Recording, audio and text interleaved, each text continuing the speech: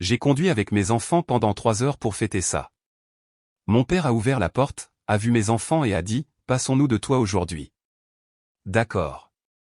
J'ai dit, bien sûr. J'ai ramené le cadeau à la voiture. 30 minutes plus tard, ma mère a appelé. Pourquoi le lieu de réception dit-il que tu as annulé la compte? Sans hésiter, je suis revenu et j'ai annoncé, c'est la dernière fois que je me suis autant investi pour mes parents. La dernière fois que je les ai laissés me parler comme ça, traiter mes enfants comme une gêne et agir comme si j'étais une obligation oubliée au lieu de leur fille. C'était leur anniversaire, 40 ans de mariage.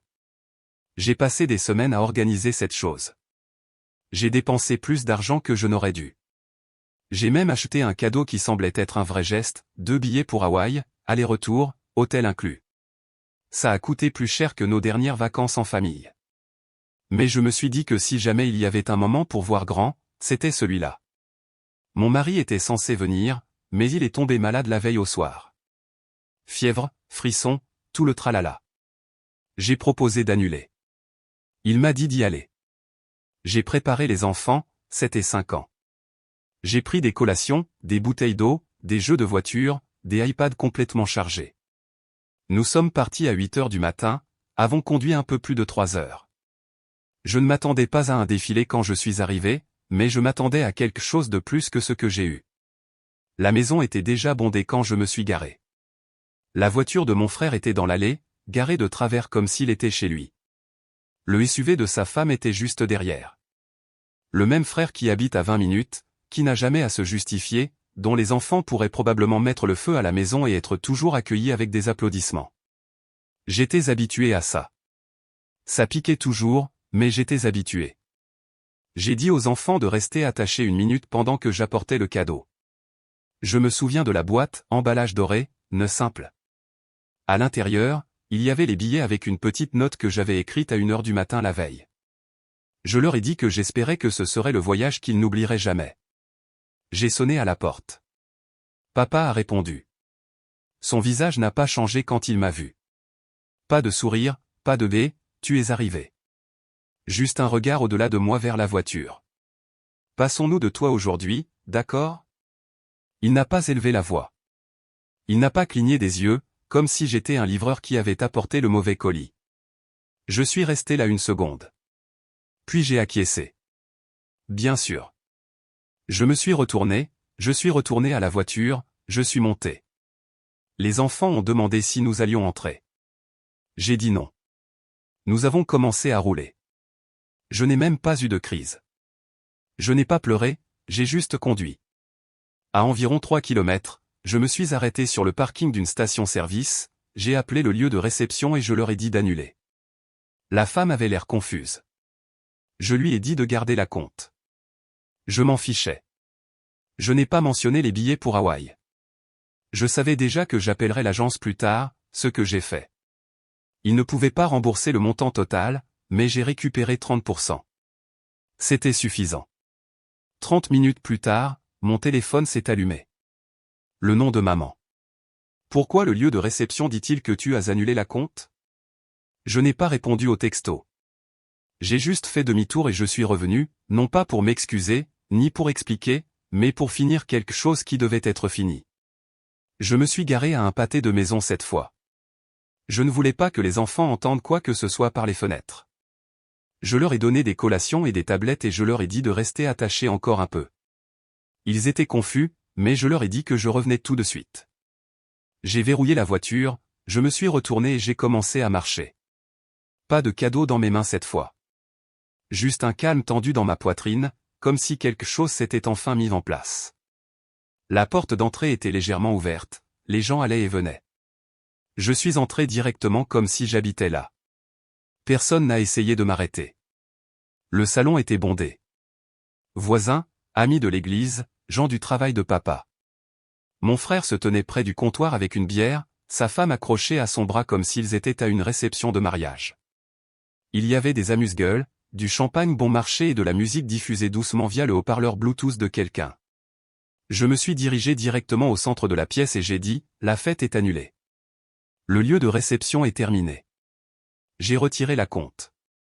C'est la dernière fois que l'un d'entre vous me traite comme si je n'existais pas. Tout s'est arrêté. La musique, les conversations, le verre que quelqu'un allait verser. Ma mère s'est retournée comme si elle ne me reconnaissait pas. Le visage de papa n'a pas bougé. Mon frère a cligné des yeux lentement comme si j'avais parlé une autre langue. De quoi parles-tu, Jessica? La fête. Celle que j'ai payée. Celle que j'ai organisée. J'ai conduit 3 heures avec mes enfants. Vos petits-enfants. Papa m'a dit à la porte, passons-nous de toi aujourd'hui, alors j'ai fait en sorte que vous le puissiez. Ma mère s'est avancée, son sourire essayant de rester sur son visage. Tu es dramatique. Ce n'est pas ce qu'il voulait dire. Il l'a dit. Eh bien, peut-être que c'est mal sorti, mais tu n'as pas le droit de faire exploser toute la journée à cause d'un petit malentendu. C'est notre anniversaire. Exactement. Et vous avez clairement indiqué que vous ne vouliez pas que mes enfants et moi en fassions partie. Papa a finalement dit quelque chose, comme s'il venait de réaliser que tout le monde regardait. Tu aurais dû entrer. Tu sais à quel point c'est bondé. On s'est dit que tu étais peut-être fatigué du trajet.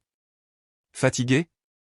Tu m'as regardé comme si j'étais le traiteur qui se présentait à la mauvaise maison. Tu savais que je venais. Tu savais que j'avais organisé ça. Et tu as quand même claqué la porte au nez. Les gens commençaient à chuchoter.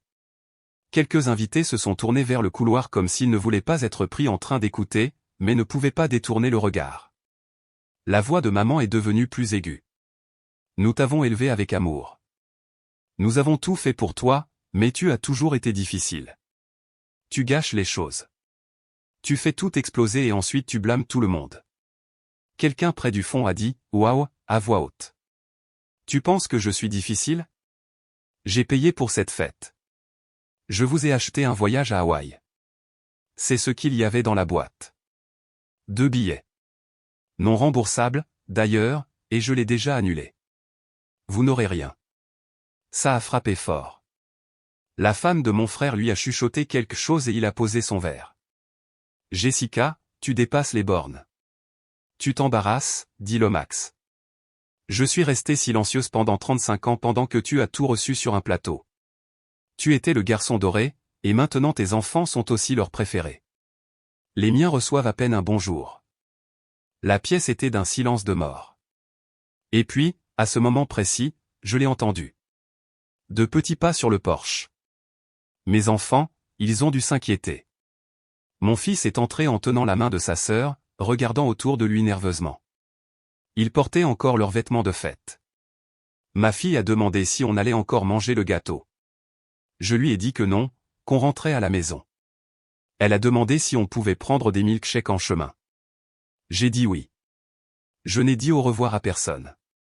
J'ai ramené mes enfants à la voiture, je les ai attachés et j'ai commencé à conduire. Mais je n'avais pas fini. Nous avons pris des milkshakes, nous nous sommes garés sur un parking tranquille et nous avons laissé les enfants les finir sur la banquette arrière pendant que j'étais assise à l'avant et que je fixais le vide. Je n'ai pas pleuré. Je n'étais même plus en colère. Quelque chose en moi s'était juste éteint, comme un interrupteur qui s'était enclenché, et toute la culpabilité et les remises en question s'étaient tues. Ce soir-là, après avoir couché les enfants et vérifié mon mari, qui avait toujours l'air de perdre sa bataille contre la grippe, j'ai ouvert mon ordinateur portable. Le voyage à Hawaï n'était pas remboursable, mais j'ai réussi à récupérer 30% après une longue conversation avec un représentant très patient. Ce n'était pas grand-chose, mais je m'en fichais. Le geste était mort de toute façon. Ensuite, j'ai ouvert le compte partagé. Ce compte avait été créé il y a 5 ans après que maman m'ait appelé en pleurant parce qu'ils étaient en retard sur leur facture et ne voulaient pas perdre la maison. Mon mari et moi avons accepté d'aider. Nous avons commencé petit, $1 500 par mois. D'une manière ou d'une autre, ça a augmenté avec le temps. J'ai arrêté de faire attention. Ils avaient toujours une nouvelle urgence. Je ne l'ai jamais remis en question jusqu'à ce soir-là. J'ai regardé les relevés. $2000 chaque mois depuis les 7 derniers mois. Frais de restaurant, journée au spa, un nouvel écran plat, un week-end dans un vignoble dont je n'avais jamais entendu parler. Et puis, juste là en gras, une tentative en attente de retrait de $8000. J'ai figé. $8000. Ça avait été déclenché juste après la fête. Je n'ai même pas hésité. J'ai supprimé leur accès, changé les mots de passe, envoyer une alerte à ma banque juste au cas où ils essaieraient de faire quelque chose d'intelligent. Puis je suis resté là, à fixer l'écran, et la colère a finalement frappé. Pas fort, pas explosif, juste constant. Le lendemain, vers 13 heures, quelqu'un a sonné à la porte. Mon mari se reposait encore et les enfants regardaient la télévision. J'ai ouvert la porte, et ils étaient là, tous les deux. Papa dans sa chemise boutonnée habituelle, comme s'il s'agissait d'une réunion d'affaires. Maman déjà à moitié dans une moue. Nous devons parler. Je ne les ai pas invités à entrer. Je n'ai pas souri. J'ai juste dit, allez-y. Maman n'a pas perdu de temps. Tu nous as embarrassés devant tout le monde. Et maintenant, nous ne pouvons plus accéder au compte. Cet argent nous aide à payer notre hypothèque. Jessica, c'est mon argent. Vous ne vous aidez pas vous-même. Vous tendez la main, et j'en ai fini. Papa a essayé de parler, mais j'ai levé la main. Tu m'as dit en face que je n'étais pas la bienvenue. Tu as ignoré tes petits-enfants comme si c'était le problème de quelqu'un d'autre. Et maintenant, tu te pointes ici comme si je devais m'excuser. Nous n'avons jamais dit que tu n'étais pas la bienvenue. Tu l'as dit, papa. Mot pour mot. Passons-nous de toi aujourd'hui. Tu as mal compris, pourtant. Non. Maman s'est avancée. Tu es égoïste. Tu nous punis pour un mauvais moment. Tu es une mauvaise fille. Celle-là a frappé fort. Elle l'a dit si vite, comme si elle attendait. Et quelque chose en moi a craqué, mais je n'ai toujours pas crié. Tu sais ce qui est pire qu'une mauvaise fille? De mauvais parents, et c'est ce que vous êtes. Ils ont tous les deux tressailli. Je les ai regardés encaisser. Je ne paie pas votre hypothèque. Je ne finance pas votre style de vie. Je ne supporte pas une autre décennie à prétendre que je suis le problème de la famille alors que j'ai passé toute ma vie à trouver des excuses à la façon dont vous me traitez. Nous sommes restés là, tous les trois, dans une petite impasse tranquille sur le pas de ma porte. Ils ne sont pas encore partis, mais ils le feront. Maman n'a rien dit tout de suite. Elle m'a juste regardé comme si elle ne reconnaissait plus qui j'étais. Papa a baissé les yeux sur le porche comme s'il essayait de calculer la façon la plus sûre de répondre. Puis maman a finalement parlé. Ce n'est pas comme ça que les familles règlent les problèmes. C'était sa phrase. C'était toujours sa phrase. Famille, unité, loyauté, toutes les choses qu'elle utilisait comme une laisse chaque fois que je tirais trop loin dans la direction de l'indépendance. Tu veux dire, comme quand tu m'as dit de m'en aller à votre anniversaire? Quand j'ai amené vos petits-enfants à travers l'État pour vous célébrer. Elle a balayé ça d'un revers de main. Littéralement balayé sa main comme si j'étais enfantine. Tu ne comprends pas ce que c'est d'élever des enfants, d'avoir une maison, un mari. Nous sommes en difficulté. Non, vous dépensez. Vous dépensez mon argent. Ce n'est pas être en difficulté. C'est voler avec des étapes supplémentaires. Papa s'est avancé comme s'il voulait prendre les rênes. Nous ne t'avons pas demandé d'annuler la fête.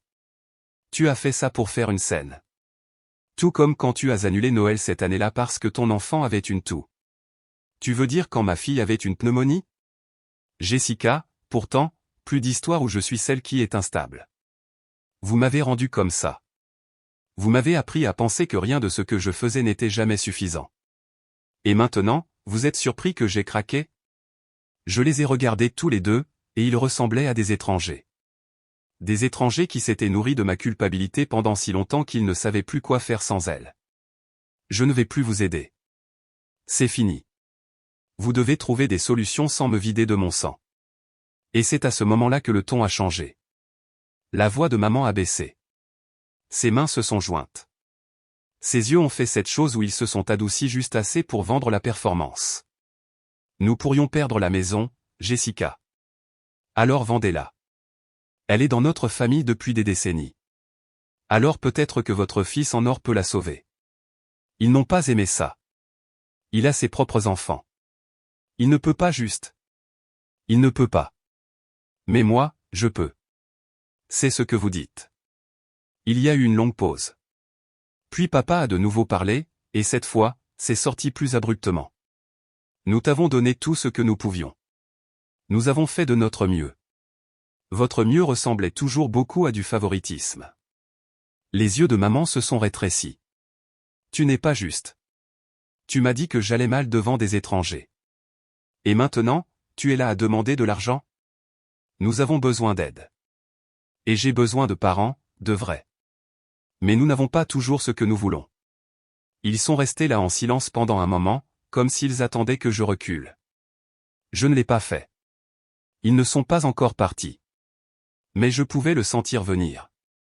La pièce finale, la mendicité, la partie où ils essayaient de me rappeler chaque Noël que j'ai gâché, chaque repas que je n'ai pas aidé à faire. Chaque moment où ils ont gardé rancune. Et ils pensaient encore que ça marcherait. Ils n'ont pas bougé. Ils sont juste restés là sur mon porche comme s'ils attendaient que quelque chose change. Et je savais ce qui allait arriver avant même qu'ils n'ouvrent la bouche. C'était toujours le même schéma. Culpabilité suivie d'une menace suivie de larmes. Mais cette fois, maman est passée directement à ça. Nous pourrions devoir déclarer faillite. Ce n'est pas mon problème, Jessica. Ça va nous ruiner. Tu sais ce que ça signifie pour notre crédit, notre retraite, tout. Alors peut-être que vous auriez dû y penser avant de retirer $8000 du compte de quelqu'un d'autre. Papa a finalement de nouveau parlé. Nous voulions juste aider Max. Il a eu une année difficile. Et voilà. Attends, quoi? L'argent. Nous en avons utilisé une partie pour aider Max. Il a perdu son deuxième emploi. Ils ont des difficultés. Je les ai regardés. Juste regardés. Il m'avait pris des milliers de dollars pour aider le garçon doré à rester confortable pendant que je me débattais pour élever 2 enfants et tout maintenir ensemble. Donc, vous m'avez menti. Chaque fois que vous avez dit que vous étiez en retard sur vos factures, maman a eu le culot d'avoir l'air indigné. C'est ton frère. Oh, c'est votre préféré. Vous m'avez fait croire que c'était pour votre hypothèque. Et maintenant, vous êtes ici à me demander de financer votre mensonge? C'était temporaire. Nous pensions qu'il rebondirait plus vite. Et puis elle a sorti la carte qu'elle gardait toujours pour la fin. Eh bien, si nous perdons la maison, il y a autre chose que tu devrais savoir. Elle a sorti un morceau de papier plié de son sac et me l'a tendu. Je l'ai déplié lentement. Un acte de propriété. Leur maison à mon nom. Nous allions te faire une surprise pour ton anniversaire. C'était le plan. Te la laisser dans le testament. Mais avec tout ça, peut-être devrions-nous reconsidérer. J'ai failli rire. Alors maintenant, c'est un pot de vin. C'est un héritage. Oh, c'est un piège. Jessica. Oh, écoutez-moi. Je ne vais pas continuer à vivre ma vie à essayer de gagner quelque chose que vous balancez devant moi comme un prix que je ne gagnerai jamais. J'ai rendu le papier. Gardez-le. Donnez-le à Max. C'est ce que vous alliez toujours faire de toute façon. Et voici ma surprise. Je change mon numéro. Les comptes bancaires sont bloqués. Vous n'aurez rien de moi. Ni argent, ni temps, ni mes enfants. Vous nous avez utilisés pour la dernière fois. Je me suis tourné vers la porte. Nous dirons à tout le monde ce que tu as fait, a dit maman derrière moi. Comment tu nous as abandonnés? Comment tu as gâché la fête? Comment tu as brisé la famille? Allez-y. Mais quand ils demanderont pourquoi, dites-leur tout. Dites-leur l'histoire de l'argent, du mensonge, du fait que vous avez dit à votre fille et à ses enfants de partir à votre anniversaire. Dites-leur pourquoi vos petits-enfants n'étaient pas sur la photo de famille. Je suis sûr que ça jouera bien. Et puis c'est arrivé. Mon mari est venu à la porte, toujours en robe de chambre, l'air pâle, mais alerte. Il avait tout entendu. Il les a regardés droit dans les yeux. Elle a fait plus pour cette famille que vous deux réunis. Vous voulez quelqu'un à blâmer? Blâmez-vous. Puis il m'a regardé et a dit, reviens à l'intérieur, et je l'ai fait. Ils sont restés sur le porche pendant 1 minute entière avant de finalement partir. Pas d'au revoir, pas d'excuses, mais ils reviendraient une dernière fois. Ils ne sont plus jamais revenus à la maison. Pas après cette confrontation finale sur mon porche. Je pensais qu'ils essaieraient peut-être une fois de plus. Peut-être se pointer pendant le dépôt des enfants à l'école ou simuler une urgence médicale comme ils l'avaient fait auparavant. Mais tout ce que j'ai reçu, ce sont des textos tièdes, des messages vocaux chargés de culpabilité et des singes volants occasionnels de la famille élargie. Ma cousine Madison m'a envoyé un message de nulle part me disant que je devais faire attention à ne pas brûler les ponts que je pourrais regretter. La sœur de ma mère a appelé et a dit que je devais me souvenir que vos parents ne sont pas parfaits, mais qu'ils sont toujours vos parents. Je l'ai laissé parler, puis je l'ai laissé partir. Pas d'explication, pas de colère, juste de la distance. Parce que je ne le regrette pas. Pas une seconde. Depuis que je les ai coupés, ma vie a changé d'une manière que je ne pensais pas possible. Il y a maintenant ce silence étrange et incroyable. Le genre qui ne vient qu'après le chaos, le genre qui vous permet de respirer pour de vrai. Mon mari va mieux, plus fort. Nous sommes plus proches que nous ne l'avons été depuis des années. Il m'a dit que, pour la première fois dans notre mariage, il a l'impression que notre maison est à nous. Qu'il n'a pas à marcher sur des œufs quand je suis au téléphone avec des gens qui me vident. Les enfants s'épanouissent aussi. Plus de longs trajets vers des gens qui ne les voient pas. Plus de fêtes maladroites où ma fille est ignorée alors que les enfants de mon frère sont couverts de cadeaux. Nous fêtons maintenant les anniversaires à la maison. Nous rions plus. Nous dormons mieux. Même nos petites routines semblent plus faciles. J'ai recommencé la thérapie. La vraie thérapie, pas le genre c'est peut-être de votre faute que je trouvais avant. Ma thérapeute m'a demandé une fois si je me sentais coupable. Je lui ai dit que je ne me sentais pas coupable. Je me sentais libre. Quant à mes parents, leurs noms ne reviennent presque plus. Quand ils le font, ce n'est pas avec colère. C'est comme se souvenir de gens que je connaissais avant. Des gens qui ont eu toutes les chances de faire mieux et ont choisi de ne pas le faire. Il y a quelques mois, quelqu'un du travail de mon père m'a envoyé un message, a dit qu'il avait entendu parler de la situation familiale et voulait me faire savoir qu'il avait toujours admiré la façon dont je gérais les choses. Ça m'a jeté par terre. Je n'ai jamais su que les gens remarquaient, mais apparemment, ils l'ont fait. J'ai lu les histoires en ligne. Des gens qui avaient des parents toxiques et qui sont partis pour de bon. Certains n'ont même pas assisté aux funérailles. Avant, je pensais que c'était froid. Maintenant, je comprends. Il ne s'agit pas de vengeance. Il s'agit de paix. De ne pas laisser la douleur façonner le reste de votre vie simplement parce qu'elle est arrivée en premier. Mes parents sont tombés dans mon estime le jour où ils m'ont dit en face que je n'étais pas la bienvenue. Et pas seulement moi, mes enfants, leurs propres petits-enfants. Je n'ai pas imaginé ça. Je ne l'ai pas tordu. C'est arrivé. Et maintenant que j'ai arrêté de trouver des excuses pour eux, le tableau est douloureusement clair. Ce n'étaient pas de bons parents. C'étaient juste des gens qui m'ont élevé. Et je ne leur dois rien. Ni mon temps, ni mon argent, ni mon silence. Je vis mieux maintenant. Je me réveille sans appréhension. Je cuisine le dîner avec de la musique. Je planifie les week-ends sans tenir compte du drame de personne d'autre. Ma maison est calme. Elle est à moi. Et le seul héritage qui m'importe maintenant est celui que je construis avec mes enfants. Un héritage où l'amour n'est pas une transaction et la famille ne vient pas avec une facture. Avant, je les suppliais de me voir. Maintenant, je ne regarde même pas dans leur direction.